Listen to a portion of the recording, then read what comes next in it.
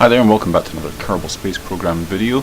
It's been a while since I've released anything because I was waiting for the release of 0.21. So here we are, we're starting off with a nearly fresh installation. Already got a couple of things up there. I sent up a test launch before recording this, and we've got a Kethane mapping probe and a space station going around the moon. In this video we'll send up the same stock launcher system to put a mapper and a space station around Minmus. We're hopefully going to be using this for most of the planetary bodies and moons around the Kerbol system. Try to make something as standard as possible. I think this is going to do the job for us nicely, so this is working nicely.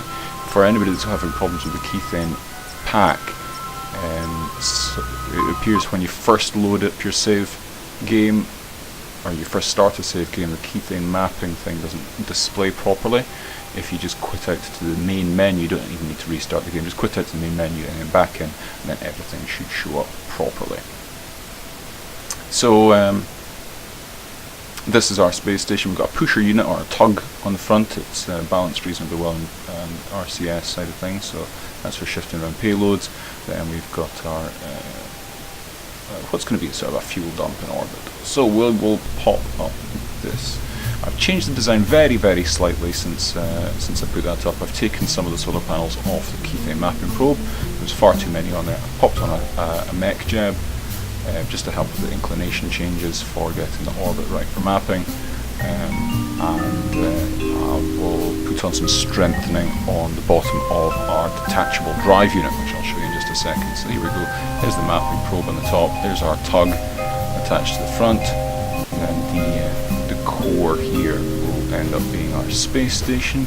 We've got boosters for the liquid fuel boosters for the orbital insertion, thanks to hard from HLC Gaming for the idea for strengthening those with that cubic octagonal strut in the middle and then some struts on the side. This is our drive unit. It hooks onto the large docking port.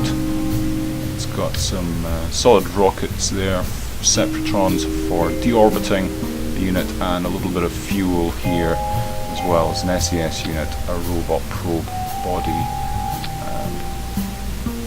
another mech jab there, just for making sure that we can get rid of this thing, because we don't want debris floating around in our orbit. And I didn't like the idea of having a big engine attached to the space station. It looks funny having a big engine on a space station. It makes it just look like you left a ship up there.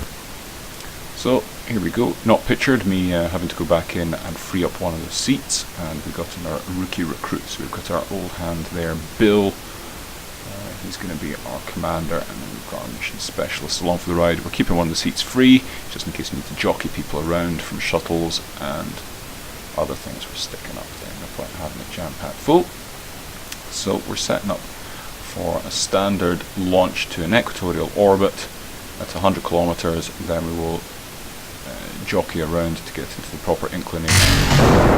Transfer to Minmus. I have been meaning to, and I think I might try, if I remember, on my next video, when we send something up to Minmus, I might try doing a direct launch to Minmus. So you set the altitude, target altitude, to that of Minmus, and then you launch to rendezvous, and we wait for that. And hopefully that should just get us there in one go, and save us a fair bit of fuel. So we'll see how that goes. Not that fuel saving is a huge issue, we end up with a fair bit of fuel left. And in fact, I waste a bunch of fuel in this mission as well. Anyway. So that's us into orbit. Come around, change your inclination to that, match that of Minmus, and then home and transfer out. This whole thing is fairly standard. I've kept a reason. I haven't put the mainsail on. I put on the engine one size smaller than a mainsail. I did try this before with a nuclear engine, and it was just horrendous. It was taking like 15 minutes to do the burn for the home and transfer maneuver, and to be honest, it doesn't work out that you're saving much more fuel because your burns are shorter. So you know, it's 6 of one and half a dozen the other, and like I say, we've got plenty of fuel in this. So that's us. We've got ourselves into a nice orbit around Minmus.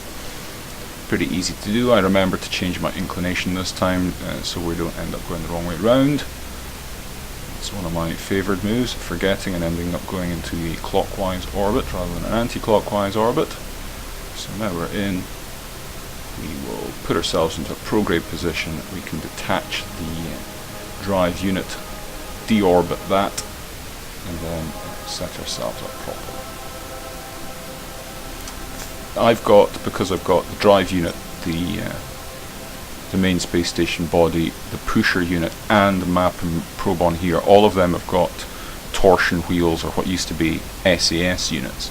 And if you have too many of them on, it starts becoming really twitchy. So I've disabled some of those for most of the launch, so just remember and re-enable them. When I detach this, I have to actually go and re-enable it. It just makes things a little bit more controllable if you don't have them all on your ship. So just the Separatrons weren't quite enough to deorbit this, so we fired up the engine, the main engine on this thing. It's got that sort of tuna can fuel tank there, so it gives us plenty of delta V. The thrust to weight ratio on this is like 230 something, and there's plenty of fuel to be able to deorbit this, and I think pretty much any orbital body, so that'll be fine, and this thing just plows into the ground, so that's fine. We will get back to our main space station. I forgot as well that because this thing is docking ports rather than decouplers, that it would have drained the tug of fuel, so I refueled it there as well. And we've launched the mapping probe, and I forgot to set up action groups for the solar panels there, but we only need to deploy them once, it's not too much of a problem. We'll put our inclination up. Now we don't need to go into a polar orbit. If we were mapping the entire moon, then yeah, we would go into a polar orbit, but we're only interested in a strip around the equator because there's bound to be some Kethane there, and it's far more economical for us to launch from close to, if not on the equator, to get up to our equatorial orbit for meeting up with the space station.